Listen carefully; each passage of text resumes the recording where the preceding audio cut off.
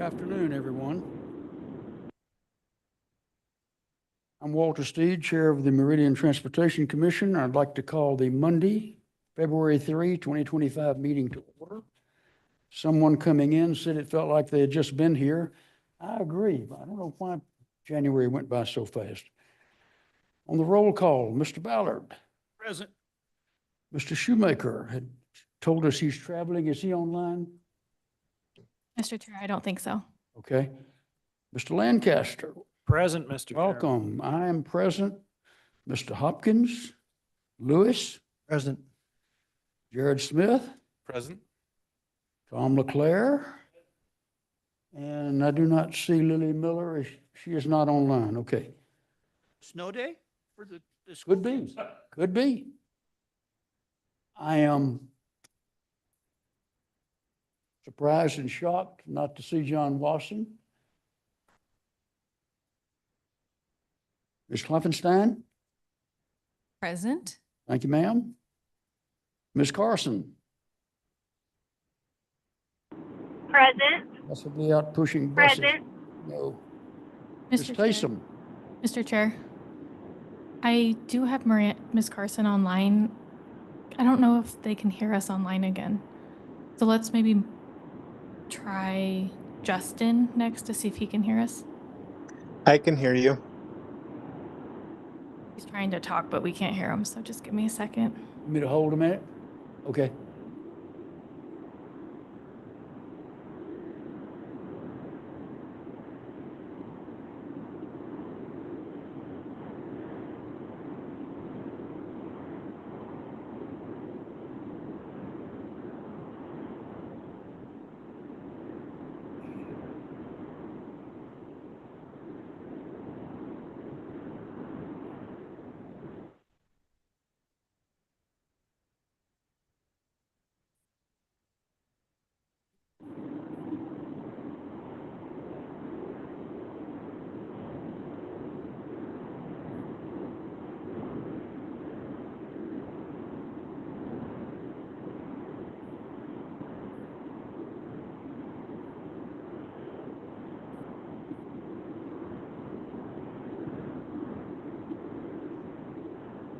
Miranda, can you hear us?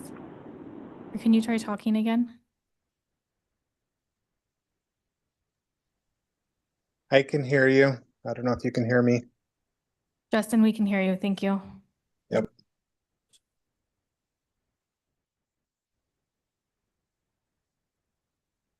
Okay, going back to Ms. Carson, are you with us?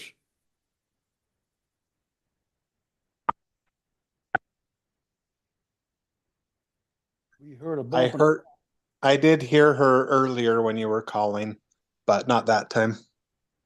Okay, we will, She's calling in, so there could be an issue with that. Okay. She is here online. online, okay. Ms. Taysom. Bryce, you are here, sir, I understand. Yes. Sergeant Smith? Ms. Murray? It was here instead of Sergeant Smith. That was Corporal Wetzel, I believe, speaking in her place. Thank you. Fisher Murray's here. Thank you, Ms. Murray. Ms. Hill is here, and Mr. Hood is not to be seen. Okay. The next item is the adoption of the agenda. Chair would entertain a motion to adopt the agenda unless there are changes from the staff or from commissioners. So moved. Second. A motion and a second to adopt the agenda. All in favor, please say aye. Aye. Okay, adopted. Next item is the approval of the minutes of January the 6th, 2025. Chair would entertain questions, comments, motion. Your pleasure, gentlemen. Mr. Chairman, I move to approve the minutes from the January 2025 meeting. Second. We have a motion and a second. Any other comments? if it would be okay at this point, I would like to ask Mr. Price a question about an item in the minutes. And Mr. Price, that the question says that under your name in our minutes, that a news report on Eagle Road has been released starting in the spring. Unsignalized left turn movements will be removed. This is speaking of Eagle Road. Yes. Does that refer to the handful of mid-block left turns that have existed for the last little while? Yes. Yeah, there's 4 locations where there are unsignalized left turns for northbound traffic and southbound traffic that go right up against each other. And yeah, so it's talking about those. So all of them won't be closed, but there are some. Okay, so it's some, not all. Okay. Right. And it wasn't just referring to any unsignalized intersections. It was those, what I'll call cut across places. Yes. Okay, thank you. Okay, we had a motion and a second. Other discussion? All in favor of the minutes being approved, please say aye. Aye. Any opposed? The minutes are approved. Mr. Ballard. Footnote, Okay, last meeting, I had raised the concrete irrigation box. correct. Happy to report, I will report today that it has been hit yet again because there's more damage to it. Just thought it'd be a curious note. Well, let us know when they hit it enough to either care or do something about it, okay? Well, I figured that the irrigation company will be out there any day if they're gonna rebuild it to get the concrete set before the water flows in April. We shall see. Yes, we shall. Okay, the next item of business is old business, which has one item of transportation project updates. Ms. Hill, please. Thank you, Mr. Chair. So transportation project updates this month start on page 6 and go through page 12 of your packet. Really, the only updates this month from January are that ITD provided several updates to all of the projects listed in there. And so I've bolded all of the new updates provided by Justin Price and Mark Wasdall. I'm sure there's probably others, but I just wanted to call your attention to that since the last update we got was in October. So if any of you have any questions on those, I'm sure Justin might be able to answer some of those. And that's it for project updates. Commissioners, May I ask a question? you may, sir. Go ahead. Ms. Hill, not to add to your task, the reconstruction of various downtown Meridian streets. You've put out memos to us individually, but I don't see any of those projects listed on these ACHD projects, or is it key as opposed to non-key projects? Yes, are you speaking to the Meridian downtown pavement and pedestrian improvements that are various segments? So on page 9 in your packet, 9. yeah, it's, Oh, there it is. yeah. Okay, all right. And so that has the most recently updated link. ACHD has done a great job of listing each of the projects, and then you can look at like a cut sheet that shows what's exactly being done and where. So I've been really referring everyone to look at those if they have questions and they're curious about the impacts, to go ahead and look at their page in the link there. I apologize for overlooking that. That's okay. There's a lot of projects on here. Any other commissioner questions or comments? I have a couple of comments on page 8, the next to bottom item, Ustick Black Cat to 10 Mile. It appears that you may or may not have gotten updates from ACHD on this list, but the south lane of Ustick is now where traffic is running, and they have removed the pavement and are cutting down the north lanes. They've also installed 4 to 6 very tall metal transmission power line poles and are working on moving lines over both on Ustick and on Black Cat. So the project proceeds. On page 10, the third item, a question. I'm embarrassed to say I don't know what PS&E is. Mr. Lancaster. Mr. Chairman, it stands for Plans, Specifications, and Estimate. Makes all the sense in the world. Thank you.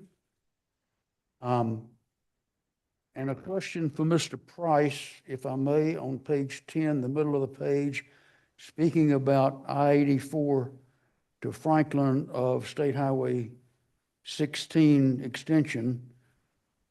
Mr. Price, do you know or have you heard if ITD plans to open that I-84 to Franklin piece before they open any of the rest of the extension? Yeah, I followed up with them recently.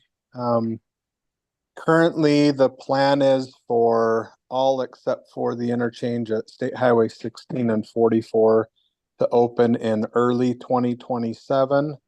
They are looking for opportunities to open portions earlier. I know maybe 18 months ago, maybe a year ago, they were hoping to open from the interstate to Franklin early, but there's some complications with phasing of building that won't allow that until some other parts are done. So currently the plan is early 2027. But Okay, I hopefully, hate to keep asking you, but people keep asking me when. feel free. Yep. And I Yeah. have to tell them, I don't know. I keep asking, but I still don't know. Yep. So I'd say early 2027 for opening all of it. That won't include the interchange up at 16 and 44, but all of the rest from 84 up through Chinden. Okay, and I believe I saw in my mail today that I picked up on the way over here, a postcard that there's another quarterly meeting at Gym Prep on McDermott coming up. I didn't look at it to see what the date was, but I'm sure we'll be getting that information. The updating meetings that they hold every quarter. So a new one's coming. Yeah. That is all I have on the projects. If no one has anything else, we will move on to the Valley Regional Transit Quarterly Report. And Ms. Kate Dahl is on the internet for us. Welcome. Good afternoon, Commissioners and Mr. Chair. Kate Dahl, Valley Regional Transit. I'm Principal Planner over there. And I also will be taking over Alyssa Taysom's position here, or representation here at your meeting, as she has some meeting conflicts, but she does send her regrets. So what I've prepared for you today is normally Valley Regional Transit provides you our ridership report in more of a raw data form, which can be a little bit hard to understand if you're not familiar with our metrics. And so what I've done here is repackaged that information into year over year, a month by month, and quarterly data with charts to be able to help you visualize a little bit better what's actually happening on the routes within City of Meridian. So first of all, the good news is that overall, as you guys may recall, we did a very large service change in June of 2024 where we consolidated our routes. Basically, we eliminated our underperforming routes and stops and consolidated them into the most highest ridership. So overall, when you do something like that, you're going to expect to see your ridership increase because you've targeted the highest ridership places. And system-wide, we have seen that. We've also seen that within specific routes in Meridian. So starting on page 13 in your packet, The first route, the Route 30, which is the exclusive route within City of Meridian. This route used to be longer during the service change. Of course, it was shortened. We overlapped that with the Route 45 down Pine Street, which allowed, even though the Route 30 only runs on peak service, morning and evening, and then the Route 45 also runs longer, we're able to provide 30-minute service. So the bus comes every 30 minutes along Pine Street. We're seeing great results from that. You can see in figure 1, even though we've shortened the Route 30, the ridership has stayed steady, even with the shortened route. When you go to the next page on Route 45 that overlaps it, you can see we're picking up a tremendous amount of ridership on the Route 45, adding that extra length that we made up for on the Route 30, as well as the more frequent service. Looking at the next page on Route 40. Route 40, you may recall, was the express route from Caldwell to Boise. We combined that with the Route 43, and you can see we're seeing increased ridership on that route as well. It's slowly picking up. The Route 42, which runs Happy Day to Town Square Mall and along the Overland section through Meridian. That route, we went to all-day service and runs every hour. We're seeing great results from that. You can see the ridership is increasing significantly every month because of that added service. On the specialized service side, you may recall the Beyond Access program. We used to have a bunch of subcontractors with different service areas and service times. We combined that all under one umbrella, so people have one place to call, one place to schedule a ride, and it covers both Ada and Canyon County. This service is free, and because it covers both counties, you can see we're seeing people are really using this service, and we're seeing an increase in ridership. The Meridian Veteran Shuttle, which Meridian has provided, is designed to help veterans living in Meridian get to and from appointments. You can see during May, June of last year, that ridership was increasing exponentially. Unfortunately, we had to reduce service to stay within the operating budget, and the ridership dropped significantly. Going to the next page, Rides to Wellness is the service that basically gets you to and from medical appointments within the Treasure Valley with participating clinics in the St. Alphonsus, St. Luke's, and Terry Riley system. As an added bonus, the City of Meridian funds it so that all Meridian residents are eligible for Meridian medical transportation. You can see this service is also, it dropped a little bit in August and September. Again, this was because we had to reduce service to stay within the operating budget. However, also another very popular service, and you can see prior to that, service was increasing, and through the first quarter of this, or sorry, first quarter of 2025 fiscal year quarter, October, November, and December, the ridership is picking back up. And that was just a quick synopsis. Unless there's any questions, I can answer for anyone. Mr. Chair? Any questions? Mr. Chair? Mr. Ballard? Ms. Dahl, David Ballard, the 2 or 3 programs that you talked about reducing service to stay within operating budget. Do you anticipate a change for this next cycle to stay within budget, or is there a mechanism to obtain for additional funding? Well, VRT is just beginning our budget requests for this year. We'll begin sending out our letters and the assessments to each of our partner communities.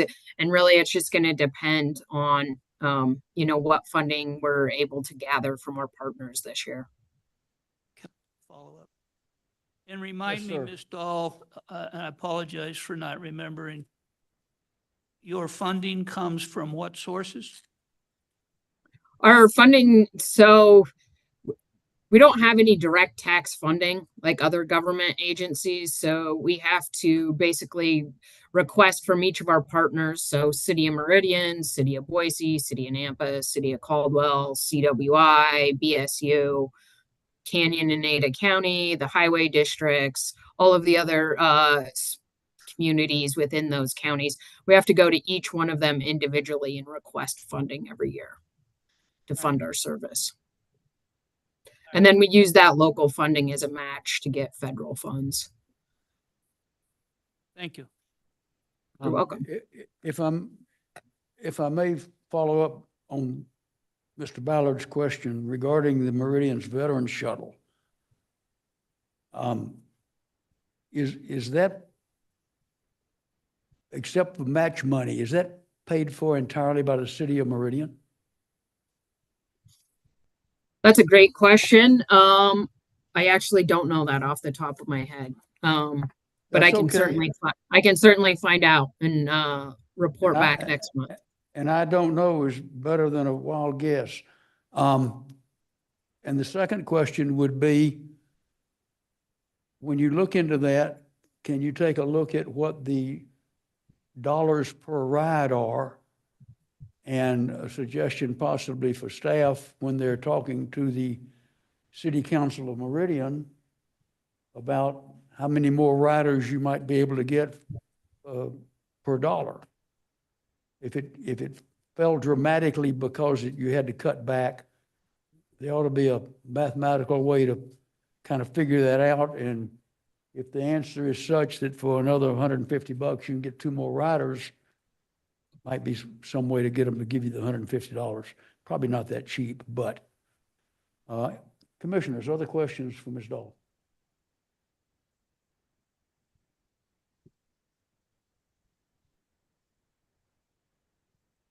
All right. Well, thank you, Mr. Chair. I'll Wait. One more quickly. Go back to your figure 1 on our page 13, which is the Route 30 Pine. Why was ridership so high in October of 24? October of 23. That's a great question. You know, we looked at that and we great. wondered the same thing. And part of it, we're wondering I would need to look into that a little bit further and see if there was a specific event going on, or if it was just some of, you know, we did a lot of public awareness and outreach during, you know, the June service change. And then we also had another small service change in October where we changed some timing to the route. If that's an easy one to get an answer to, I would be curious. Okay. I think Alyssa's on. She may have just tried to answer it. Alyssa? If I'm recalling correctly, it might have been due to Oktoberfest, but we would definitely have to look into the numbers for that.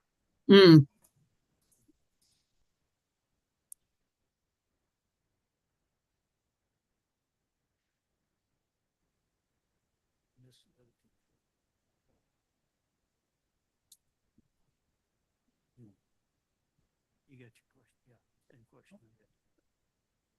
Is there any other questions I can find the answer for? I am seeing heads saying no, so thank you so much. We appreciate it.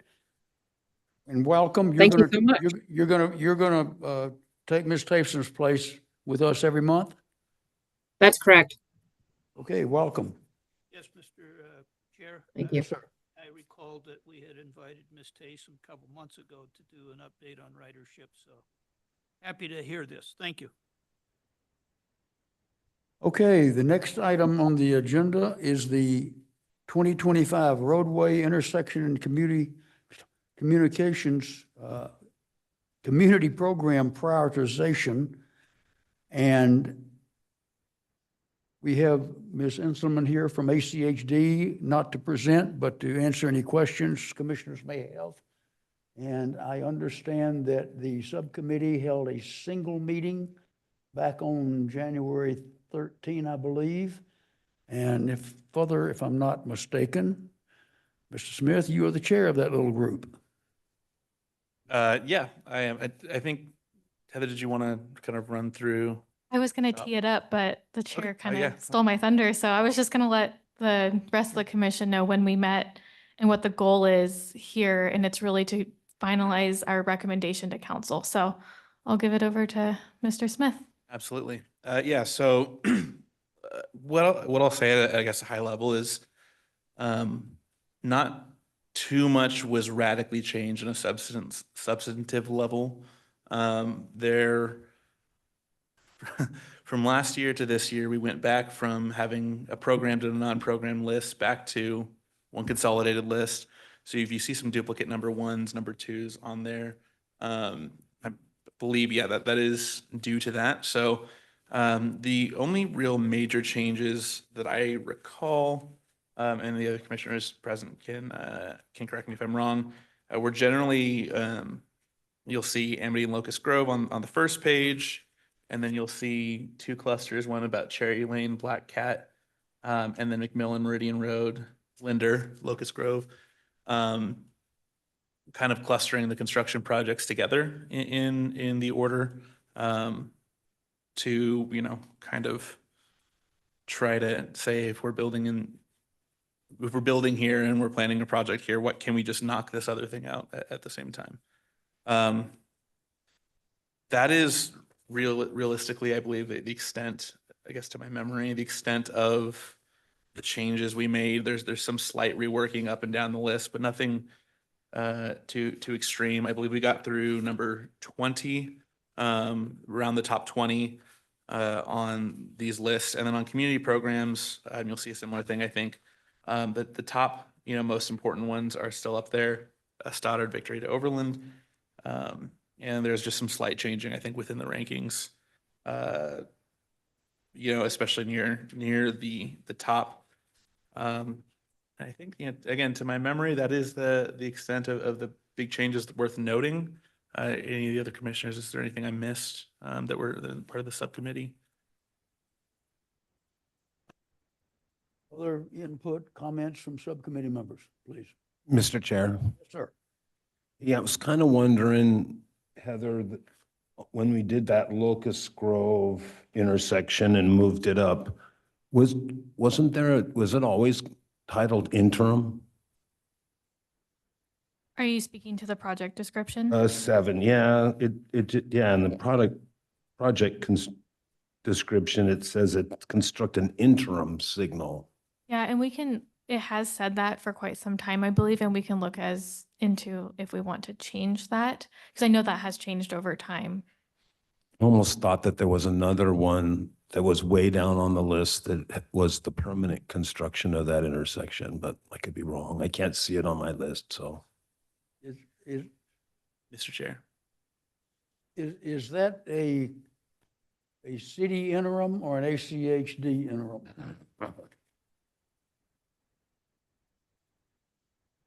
ACHD. Yeah, Mr. Chair.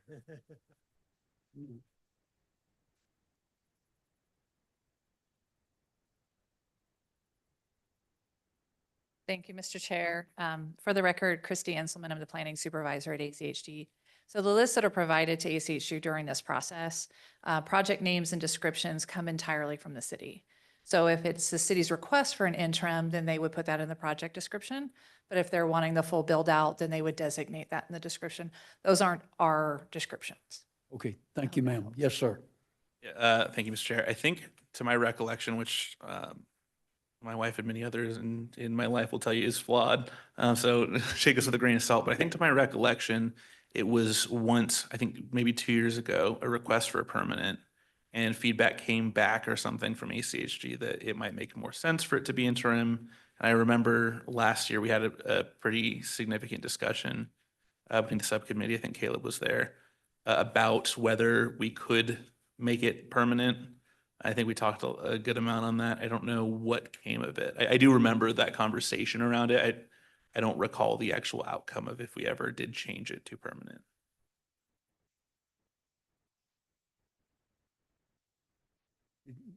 Were you able to find anything, Ms. Hill? I'm doing my best over here to sort through a lot to try to look at the history of all the emails, because I know we've talked about it ad nauseum, about this intersection and some of the recommendations. And I know Commissioner Hopkins, I mean, that was a focal point for this, but there is quite a history. I'm just trying to, I can't keep track of it all on top of my head. So I am taking a look and I can follow up in a moment if that's helpful.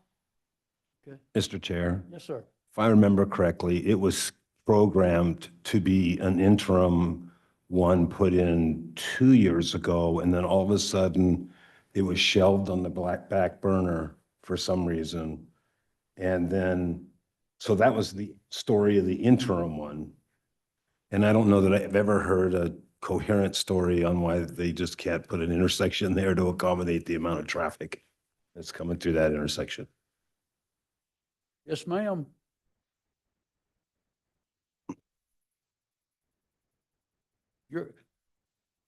You're the one that volunteered to come and answer questions. And we appreciate Mr. it. Chairman, thank you. And I love answering questions for you. Actually, we do. We love coming and answering questions. So that one has been a very interesting intersection. So it was put in as an interim. Then we received direction from our commissioners to why are we doing an interim? Let's do the full treatment. We started down that road, and there's a lot of issues with that intersection to do the permit improvements, and some of that is right-of-way acquisition. So it's kind of on a little bit of a strategic hold right now while we work through some of those conversations with the property owners, because it would be significant impacts if we were to do the full improvement. So currently, I believe it is slated for like a roundabout at that intersection. So if the word interim came from the city, HCHD talked about the intersection, and apparently you're saying now their position is, we think interim is a good word for it? Potentially. So we're still kind of going back and forth on which would be the best treatment option for this. And basically this list is for you to tell us what your preference is, and we will try to work what we can through that. If you would like to see an interim, because I know that is a problematic intersection. Currently it's just stop controlled, and it does see a lot of traffic, especially with the high school traffic in the mornings and afternoons. So we're aware of that, but we also know that the intersection is problematic. And we're trying, not problematic as in that it can't be done, but it would be a longer process. So I think some of it is a timing potentially for the city. And if they're wanting something interim, we might be able to do something like that on a short-term basis and quicker. If it's the full construction, that likely will take longer because we also have to take into account all the other construction that's happening in the area and make sure that we phase that appropriately. Because like right now we have Lake Hazel to Amity under construction. We wouldn't shut down Amity and Locust Grove to help. Mr. Chair. Yes, sir. So in November or coming up this next fall, they're going to shut Eagle Road from Amity all the way up to Lake Hazel. That will leave all those folks in Sky Mesa, White Bark, and only one, well, that's not completely true because you can go up through the subdivision and out through Lake Hazel, but you will not be able to go down and come out at White Bark and turn on Amity because that road currently backs all the way up to Albertsons. So interim would be fine with me.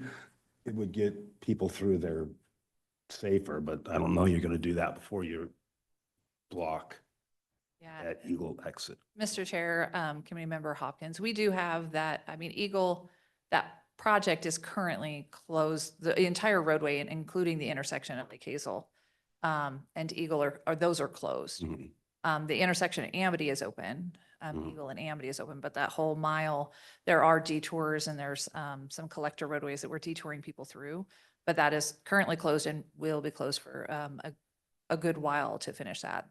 That intersection alone contains a pretty significant retaining wall because of the elevation change there. So that one is a longer project. Thank you. Hopkins, you raised the question. What do you wish to propose anything or leave it like it is or what? I think we leave it number 7 on our priority list, and hopefully the interim would be better than nothing. Doing anything is not it's not an answer. So think they need to do something to facilitate that traffic going through there, and a four-way stop is not the answer. So, Other subcommittee or committee members Mr. Chair. make another comment? Yes, ma'am. Go first, Ms. Hill. So while Ms. Inselman was giving an update, I thought I would just go through and try to find some additional correspondence. I know we talked about it late last summer, early fall, and I do have an email from Ryan Head, director at ACHD, where they did indicate that their team was looking at doing an interim temporary signal, but there are concerns that left turning vehicles, there would be significant backup, and really what the best course of action is for doing an interim. And so I think that was when we discussed that there were temporary flaggers put out there for a while, and that didn't seem to be working really well. So with all the construction going on Eagle, and so that was pulled. So if we want to leave it there, I think what I would ask from this commission would be just really clear on what your recommendation for the description is. If it would be an interim and having them look at that at greater length, that's just like something I guess that would be helpful for me to make sure I understand your wishes. Well, it seems to be high enough on the list that they might actually read this one. So I mean, they've already looked, Mr. Chair, they've already looked at doing an interim signal there. And 5 lanes would accommodate a left turn there. So I'm okay with an interim. I mean, if they need to do some jockeying around to make that all fit, that's fine. It's just, right now, you're landlocking a chunk of people. And that's not going to go good for the ACHD nor the city. Mr. Lewis, did I see you make a motion or make a movement toward a microphone? Sure, Mr. Chairman. Yeah, I think that the interim signal is a good idea also, especially if the permanent project, which is like number 15 on our sheet, is kind of on hold because of the right-of-way issues and other problems with it. The interim signal will provide some relief. I mean, it's certainly not a long-term solution, but it's sure better than a four-way stop, which is the least efficient form of traffic control. You can see what's happening at Ustick and at Black Cat and McMillan. They put that temporary signal in there, and it's not great, but it sure is better than an all-way stop. I agree. I came through it to get here today. Yeah. Mr. Chair. Yes. I think I tend to agree. I think one thing I would want to just throw into the discussion is our number 8, which is that Locust Grove to Amity widening, minimum 3 lanes, preservation up to 5. I think if I'm recalling, I'm kind of reworking last year's conversation in my head is, depending on how long it takes for an interim, at what point can we hope for movement to kind of be made on number 8? And is the time between interim and a permanent, between those being feasible? You know, with number 8, if we're gonna widen, why don't we just kind of do a permanent there? I think was the discussion, all in one or at the same time. I just want to kind of make sure we're thinking about how close those two might be together, and if the benefits reaped from the interim over the course of time it's there would be, if it's a sufficiently short time, if they'd be adequate to justify not just asking for permanent. I think I tend to agree. I just want to make sure we're thinking about that. Mr. Chair, I can answer that. We've talked about that in depth. Typically, not every time, but most of the time when ACHD does an improvement to an intersection, they will grab that widening on a length and do it at the same time. We see it at Lake Hazel and Eagle. Right now, they're doing the intersection at Lake Hazel and Eagle, and they're constructing the next mile down to Amity, all in one project. That was our thrust, was to maybe force that hand to do those 2 projects together. That was our thinking. Mr. Chair. Yes, sir. Yeah, so I guess as long as we're keeping that top of mind when we're thinking about that number 8, I'm fine with it being an interim.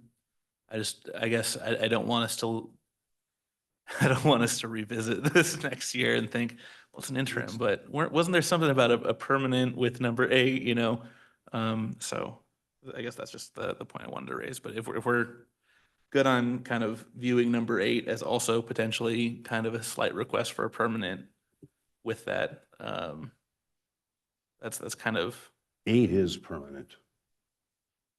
8's not interim, it's just the intersection. yeah, but 8 being a permanent, yeah, extending kind of 8 as a request for making that intersection improvement permanent as well, I think is the kind of discussion we were having of Mr. Chairman. going hand in hand.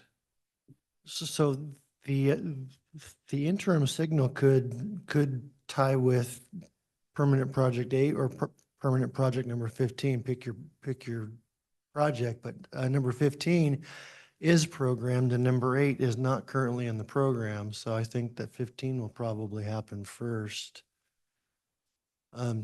Just you know how the sausage is made, you know, to get projects that are not currently programmed into the program can take some effort.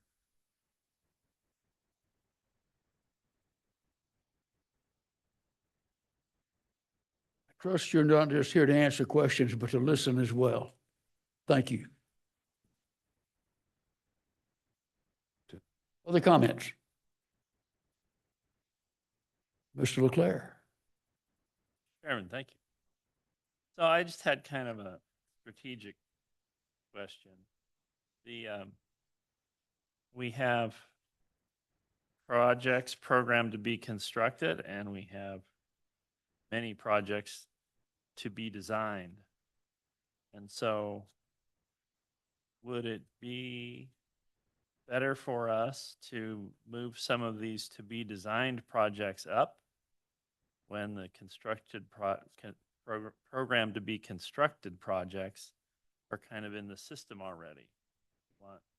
Should they still be as high on our priority list? And I guess that question would be for the committee members or. Mr. Chairman? Yes, sir. We've struggled with that question for many years, and what you know, if something's in the program, do we downgrade it on our list, not to waste points, so to speak? But what we've ended up doing in recent years is staying the course until construction actually starts. Like you'll see on this list, we pulled back the U-stick projects because they're actually turning dirt, and that's pretty safe. But until they start construction, I don't think anything is really safe.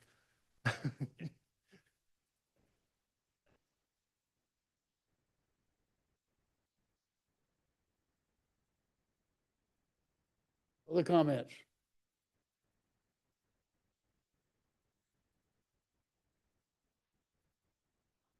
Any questions, Ms. Enselman? Clear as mud? Oh, Mr. Chairman, I'm sorry. Yes, sir. On that very same, on item 8, it says there, escalated project costs. And so I guess this is for Ms. Immelman. Do we have an update on how prohibitive those costs might be to this project? Or, and another sort of related question was, we've requested that, I see that it's been reflected in the projects that we are preserving up to 5 lanes, and that isn't always new, but it's probably new for some projects since we did that last summer. We said we really want to prefer to preserve for 5 lanes.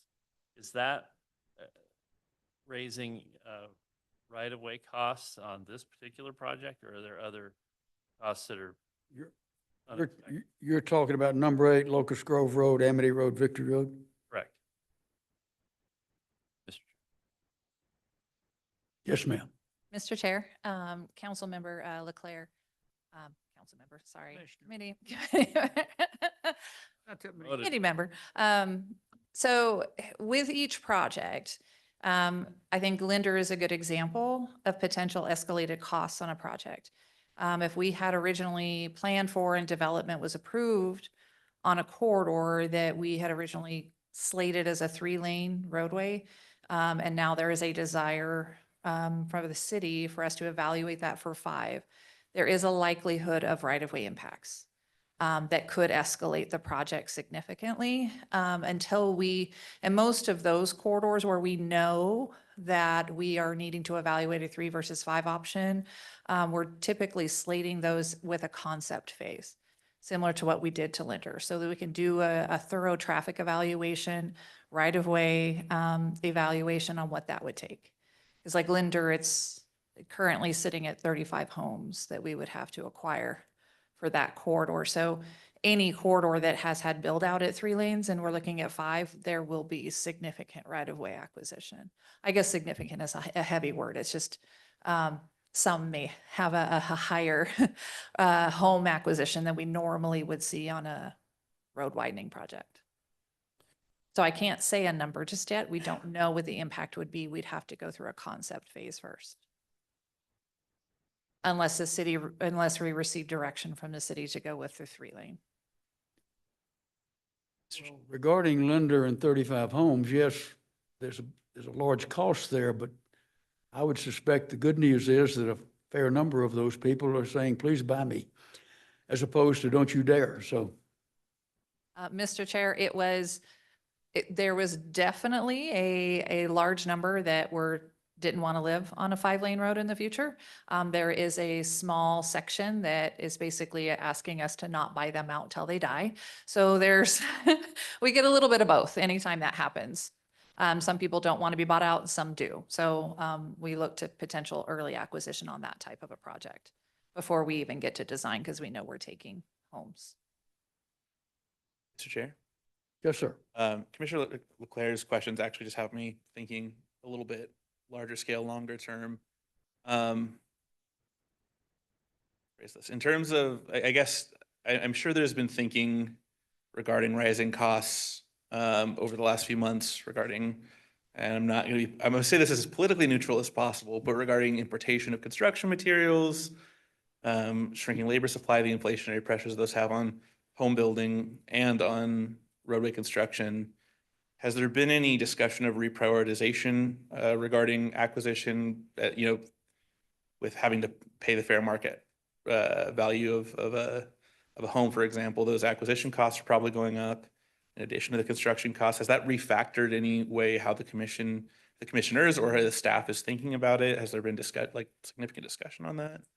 Mr. Chairman, Committee Member Smith, yes, that's always a conversation of interest. We have in-house an estimator who constantly monitors the cost for basically everything you need to build a roadway or any infrastructure that we do. He carefully monitors those based on the most recent bid packages that come in, and we adjust accordingly. So every time I develop and my staff develop the update to the 5-year plan, he does cost escalations based on the cost at the time that we're aware of. We are also required by law when we purchase a home that at the time of purchase that we pay fair market value. So whatever the market is at the time when we buy that home is what we're paying. So if home prices go up, we will pay more for those home prices. Same thing for materials. We anticipate an increase.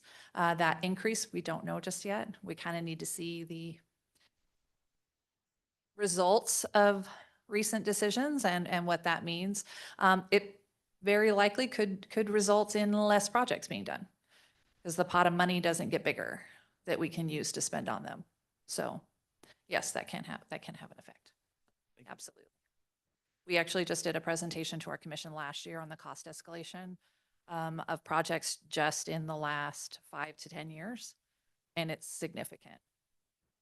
So less money. I did want to just add in on the conversation regarding prioritizing your projects. If a project, we ask the city to provide us a list of their top priority projects that they want to have done. We can work the point system if it's already programmed. We don't rank those. So next down the list that's not programmed, that gets number 1 points. So we will internally take care of the point issues that you may have a concern over. I would say that if I get a list and I have a construction project or a project that's scheduled for construction 27 and 28 that is now behind a project that hasn't been programmed yet, there's always a potential for that to be pushed out. Because that, when we get that list, if it drops, then that's telling us it's not a priority for the city. So moving down projects that have a construction year may not tell the story that you're trying to tell. So I just want to make that clear, because we basically have the list to look at. So hopefully that helps as well. Any other questions before I? Thank you, ma'am.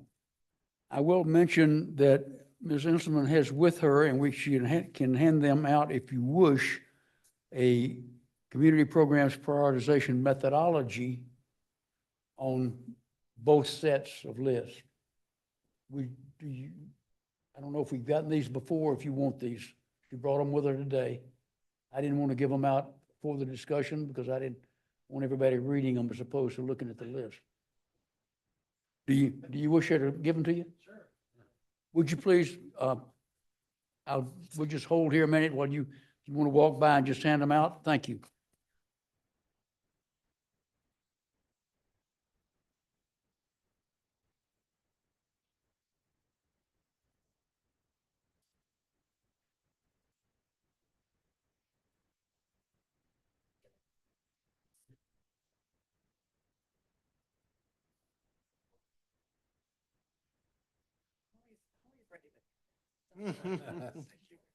I like handouts.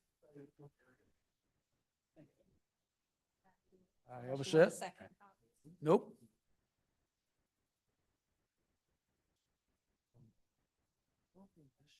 Thank you, ma'am. Okay, the next item on the agenda is ex officio updates. Mr. Chairman, Yes.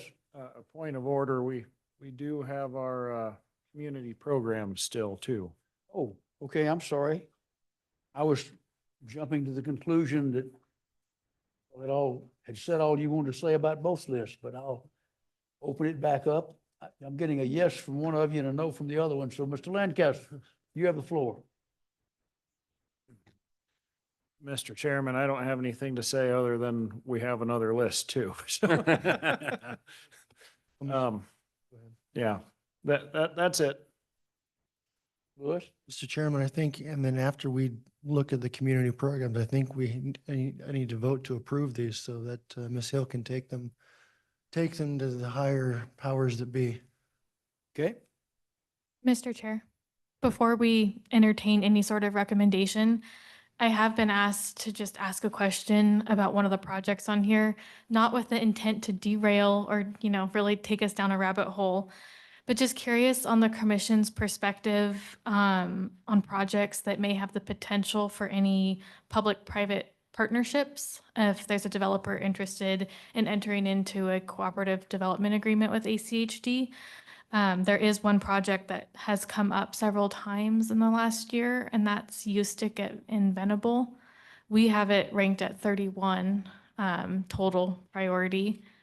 And I know I just wanted to at least bring that to your attention just to kind of gauge what you guys think of that. Not to really make a decision, but more just kind of testing the waters with those conversations, because it's not the first project that's kind of come up in the last year where a developer may be interested in footing the cost that way with ACHD. And I'm not really familiar with the ins and outs of how those agreements work. But I do know that there's conversations being had. And part of that is that this intersection in particular, it did meet the signal warrants for putting in a signal. And so there's a lot of back and forth. So I'll just leave it at that. And if you guys just need to think on it and don't have any recommendation or thoughts now, that's totally fine too. Ms. Inselman, a question, please, regarding that.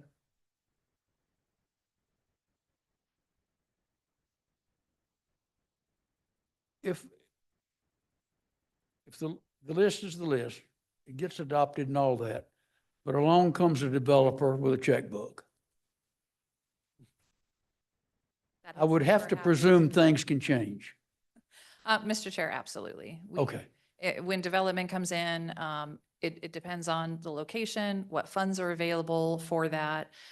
We did cooperative development on 2 miles of Lake Hazel over the last few years. Those were cooperative development because the developer owned large swaths on either side, was able to do that ahead of when we had them programmed. And those segments were, had funding available from impact fees. So it's going to depend on the funding and if we have it available and where those funds come from. It'll get it looked at for sure. It may or may not move it quicker, depending upon, do we want to move it quicker? Do I have other money, blah, blah, blah, and all of those things, but it can have an impact. Absolutely. If I'm not mistaken, that the current signal at Macmillan and Black Cat had developer money appear.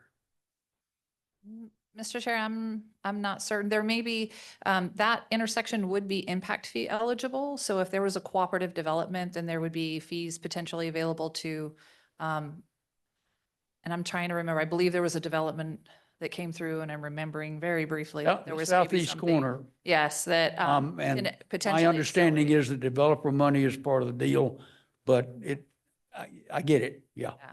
And typically what happens with that is they get impact fee credits towards their development. So whatever they're paying in that is impact fee eligible, then they get a credit toward the impact fees they would pay towards single family homes or whatever it is they're building. Mr. Chair? Yes, sir. Mr. Smith. So looking at community programs, I see I'm looking at the pie chart of the fund, of the weighting for the methodology. I see there's like a 5% for other funding kind of weight. I would assume, I don't see that in the roadway intersection projects, but I would assume there's 10% each to annual congestion benefit to cost ratio and safety benefit to cost ratio. I'd assume the private partner funding would go into altering that ratio by lowering the cost to the agency. Is that fair to Mr. say? Chair, any member Smith, yes. Yeah, if there's available funds from outside sources, I mean, an example would be the Linder overpass that the city contributed funding to accelerate those conversations and to get the design started and some of those early, environmental and all of those reports done. So they did have funding available to go towards that project so that if funding is available, it can help accelerate. Yes. And that goes into that prioritization. If a partner agency tells us that they definitely have funding available for a project, that goes into the prioritization and can leapfrog a lot of other things. Chair? Mr. Ballard? Gentlemen, maybe my recollection is obsolete, but at one time I had understood that signals themselves were on a priority list, depending on where it was located, even throughout the state. Is that list still maintained that way? And then I had understood that if you wanted to jump the line, maybe wrong verb, you came up with the money to buy the signals yourself. Is that still the methodology?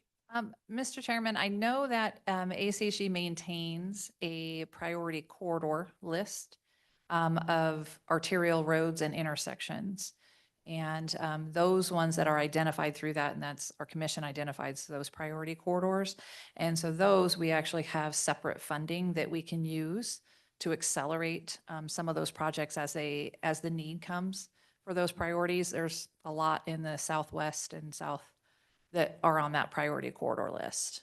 So as funds become available, we can accelerate a project. I'm not aware of the signal conversation, but I do know that we internally have a priority corridor that we maintain, and it's a map of identified corridors and intersections, and they're all arterials. Okay, well, that's an old conversation from.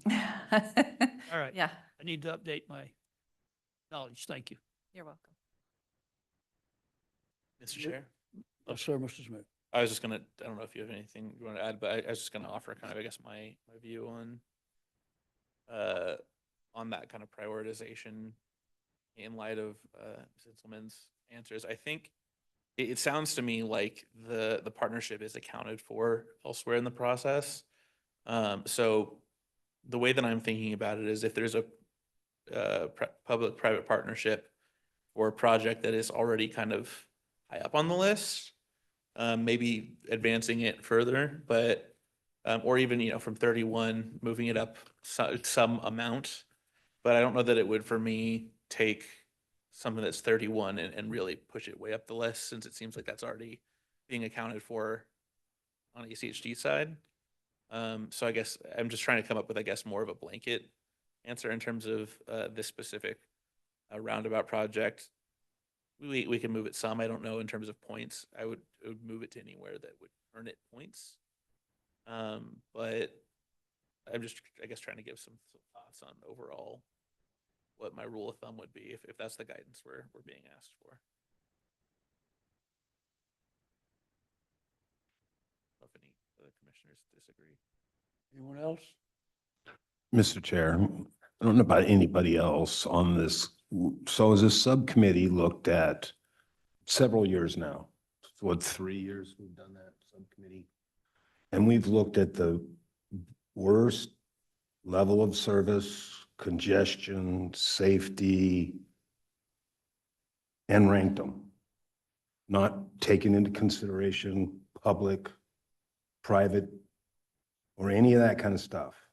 And that list has changed some, but those bad roads are still bad roads a year later if they didn't get fixed.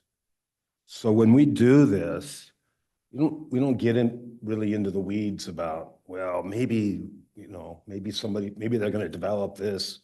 There's sometimes they're turning dirt on it. We'll move that one. But other than that, the list kind of stays pretty safe the way it is, other than moving up deficient roads from the bottom up into the gate. Ms. Hill, do you want us to vote on this, or is the discussion adequate for you to take this forward? What now? As for the rankings of the projects? Yeah, so I was just going to say, I appreciate the feedback, Commissioner Smith and Hopkins. That's really what I was looking for, really just to tee it up for you to just kind of have that transparent conversation and hear just your thoughts on that as we're just navigating all these different projects. I would say for this list, it would be great to make a recommendation that this is the list that you would like to take forward to council. That can be a formal, it sounds like you are all on consensus, but if you want to make it formal, it can. It's really just a recommendation. I believe we should make it formal if I see some nods. So with that being said, if there's no further discussion, Chair would entertain a motion in a second. Mr. Leclerc. I had a community project question. Oh, okay, good.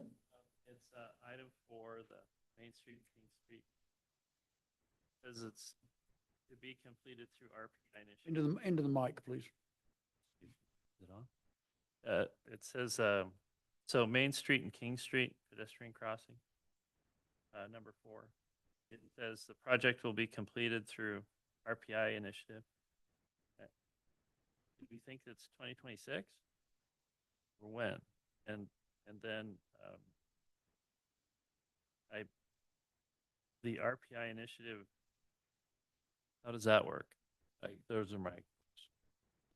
Commissioner Leclerc. So for that, that's the rapid project implementation initiative that traffic safety and engineering and planning are working on, putting projects out. So as I'm interpreting this from last year's adopted 5-year plan, it does show construction being in 2026. Then as a follow-up, does it need to be where it is, do we think? I mean, if it's planned, again, it's one of these deals where it's planned and is likely to happen, would it be worth it to drop it a couple steps, or is it still a gray area? Mr. Chairman, I would leave it alone. Okay. Just, you know, our philosophy of not moving stuff until shovels are in the ground. Again, granted. Thanks, I just curious. That's all I have. Thank you.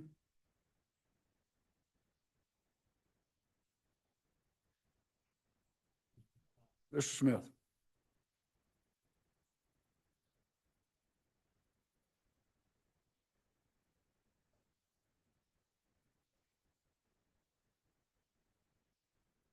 Have a motion, do we have a second?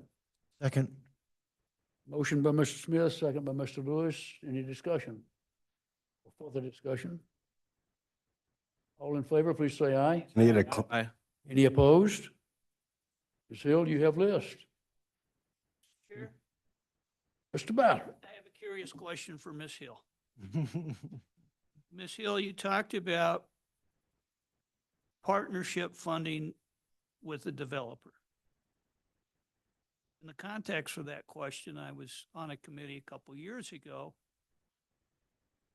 and I asked, where could that private money come from? For instance, if a trade association wanted to, for lack of a better term, make a contribution to the city budget. And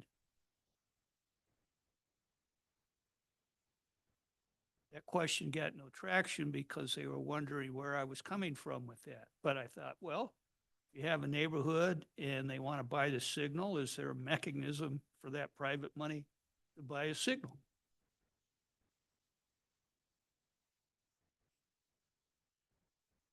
Other than the developer? Commissioner Ballard, that's a great question. And I think I had said earlier, I don't know the inner workings of how those cooperative agreements work with ACHD. And I don't want to put Ms. Inselman on the spot on this. So I mean, I think that's, Well, that goes through your chain of command.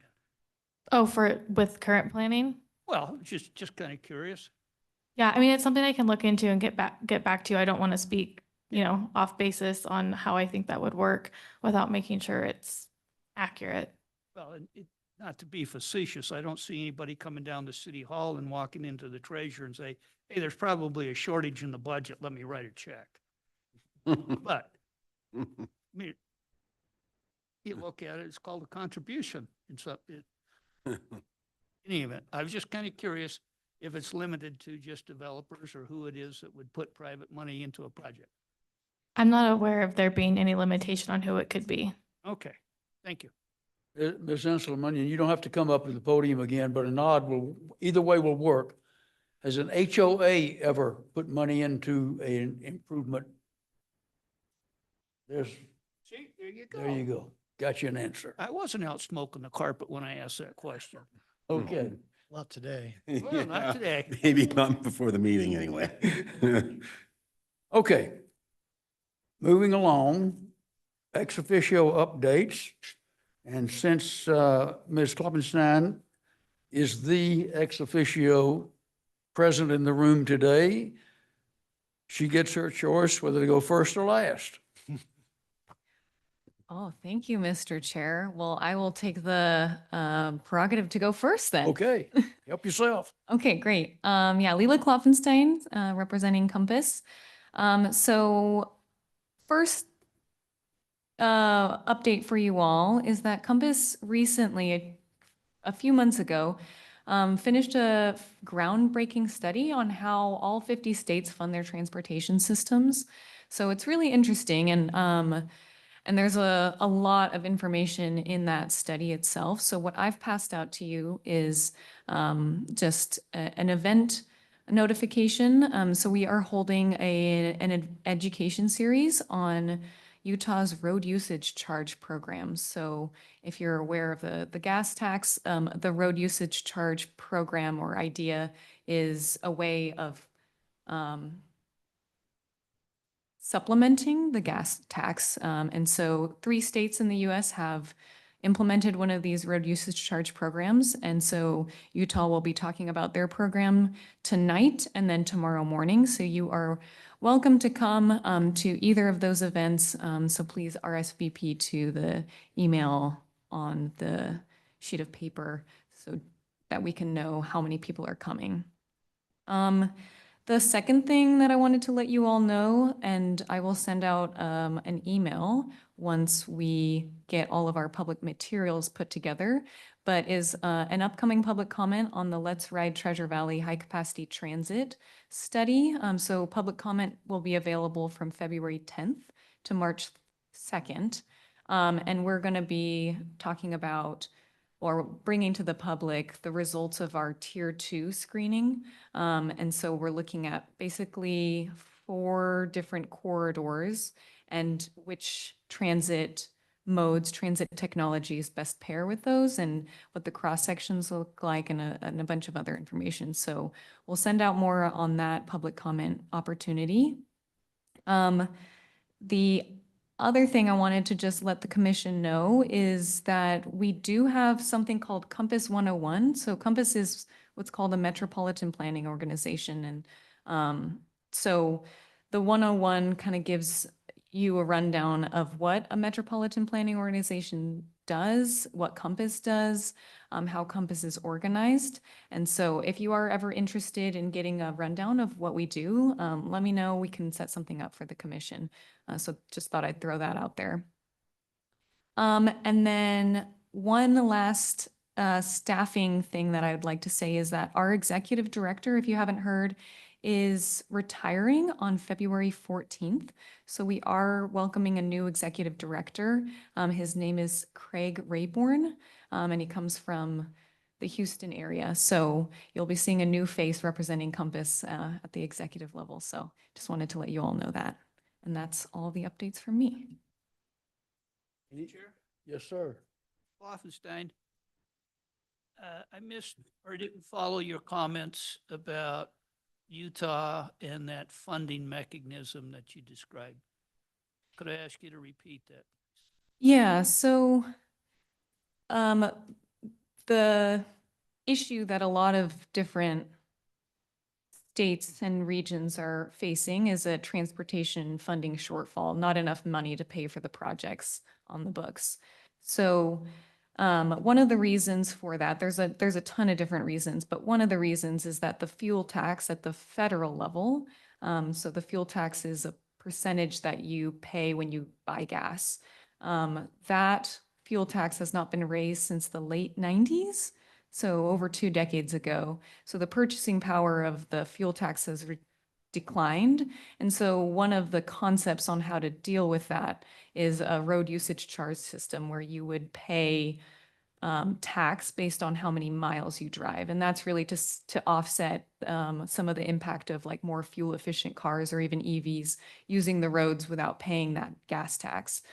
So 3 states have implemented either a pilot program or a full-on program to tax drivers based on a mileage-based system instead of a gas-based system.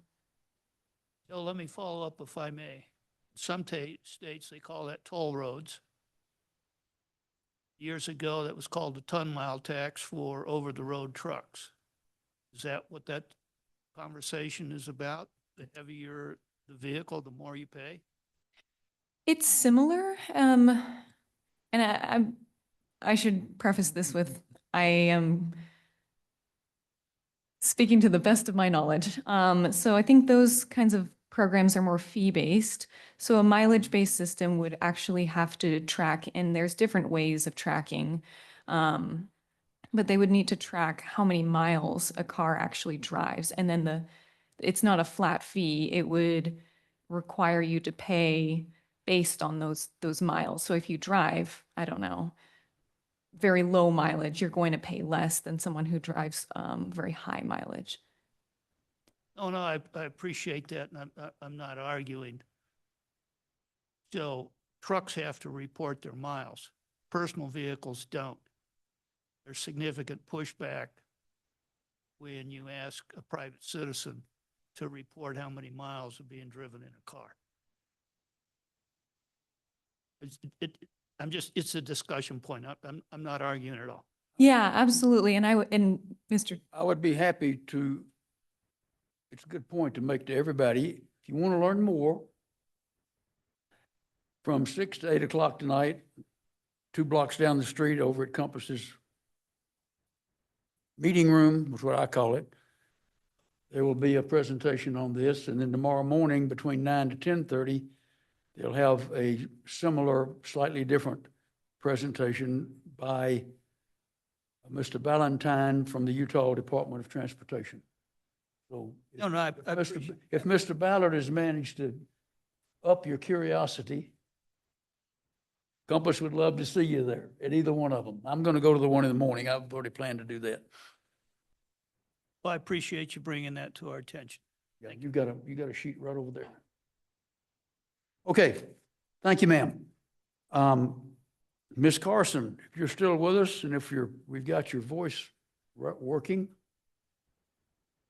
Yes, I'm still here. I got switched over to my computer so that you'd actually be able to hear me. I could hear you all from the beginning, but um we have we had snow today, and as far as the communication from our contractor, it was a pretty good day despite the snow.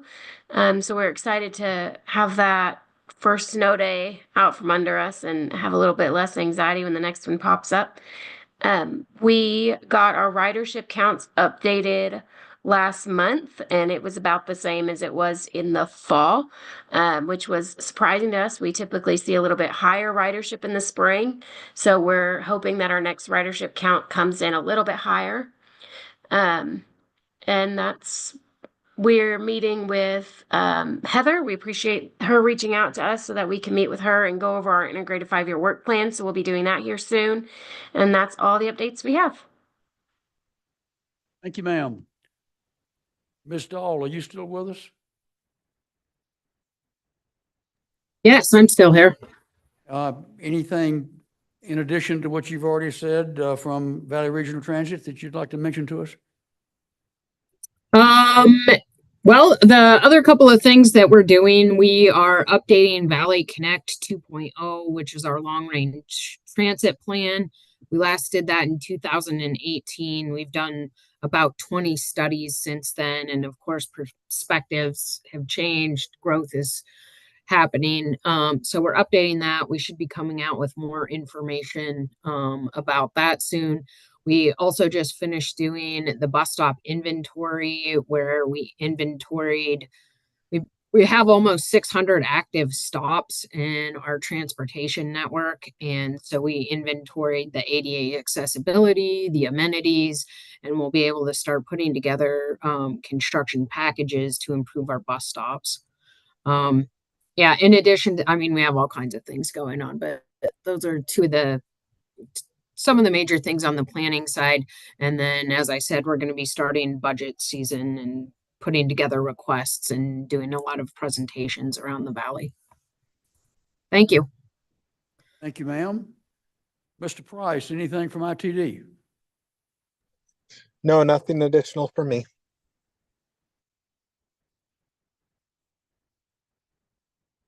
Corporal Wetzel, are you still with us, sir?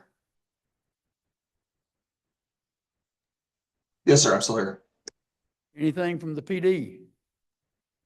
The only thing I have is that we're graduating 9 officers who are graduating from the police academy on Thursday, and then they'll be hitting the streets on Sunday, I believe. So that's about all I got. Congratulations. Was today a bad day for traffic?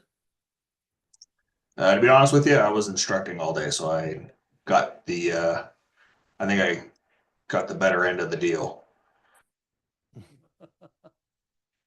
Okay, thank you, sir. Commissioners, any questions for any of the ex officios? Hearing none. Ms. Hill, we've saved you 40 minutes to give us the staff communications report. You have the floor. None. Mr. Chair and Commissioners, I have no staff communications this month in the packet. It was light on emails to the mayor's office and to myself. But I know that will be different for next month because I've already gotten one this morning. So stay tuned for March. Well, I don't know whether the lightness has to do with the fact that we've answered everybody's questions on everything or whether they're still recovering from the holidays and hadn't thought of any new ones yet. But we'll look forward to staff communications next month. Yeah, and Commissioner Ballard asked for a preview. It has to do with reflectivity of paint. We've received a couple emails, I think both for ACHD and ITD, from citizens that just have questions, concerns over reflectivity on many of the major roads, Eagle Road, as well as several others, to make it more visible for bike lanes for some of them and just driving in general. So that's a teaser to maybe some future conversations. Is that the paint on the pavement or the? Yes. Yes. Interesting. Mr. Chairman, I can't resist but talk about this one already. So if I may. If you would. So the short answers are, if it were easy, it would already be done. And secondly, there are different pavement marking materials that cost a lot more and are only a little bit better. So that's why we get what we get. So And- you can make that sound fancy for next month. And Mr. Lancaster, you don't paint twice a year. You don't paint in the middle of the winter when there's mud and snow and grit and whatnot. And yeah, I get it. Lines get dirty. Yeah. Mr. Chairman, Mr. Leclerc. under, done with that, I think. The future meeting topics, I see the council updated their commission ordinance recently. As far as I know, they did. And so we might want to review our bylaws to comply with. So that could be a topic in my subcommittee. Good suggestion. Yeah, I think that's a good idea. The legal department came before us 6 or 7 or 8 months ago with a draft of the code that creates the Transportation Commission. And then this past week, finally, all of those commission codes were taken to the city council. Yeah. And were, finish my thought, and were approved by council. They were not. Mr. Chair. Bring us up to date, please. Yeah, so I can bring you up to I date. presume they were. Yeah, so I can bring you up to date on just where where legal's at, and I may defer to, I see Tishra is still online if she wants to jump in, but so Emily Kane was before us sometime last year to discuss Title II. So she was at council last week to discuss updates, red line versions for Title II.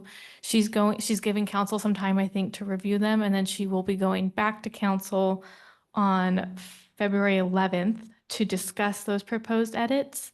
So once they get the city code Title II provisions updated, then they're going to start working on the commission bylaws. Tishra, did I miss anything?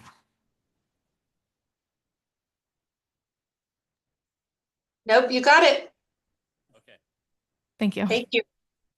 Okay, so a question, Mr. Leclerc. Would you consider, I didn't realize that legal was going to come back with the bylaws. I thought we were going to go into those first. But if it's going to go through legal first and then be brought to us, that's fine with me unless the commissioners have a better idea. Well, It is coming. yes, and it's just, I saw that action at the council level this month and thought wouldn't be very controversial. So I thought it would pass, but so that's good. They're still working on it. When they are ready to present their ideas about the bylaws changes, my committee would be happy to look at it. Okay. We had some notes from last year when this first came up, and they've just been sitting there in Heather's memory file. And so we're ready to look at them again. But we were waiting for this. So Okay. it's a future topic. It's a perfect idea for something to work on the next. Yeah, and Commissioner Leclerc, I think Emily's estimate is maybe March or April. They might be ready to start looking at the bylaws. And I did share a lot of the feedback and some of the notes that we, as the subcommittee, in reviewing those bylaws with her. So I'll touch base with her as we do this again and see if we need to set up another one. But I'm happy to help facilitate that coordination. I do know one or maybe more comments that we made back when they came through with Title II were changed in what went to council. Let's do it that way. So they did listen to us. I'm not saying they changed everything, but I know of one that they did. Nothing major, but they did listen. Okay. Anyone with anything else? Hearing nothing, the chair will entertain a motion to adjourn. Second. Motion and a second. All in favor? Aye. Thank you all. Ms. Inselman, don't run, please. Thank you.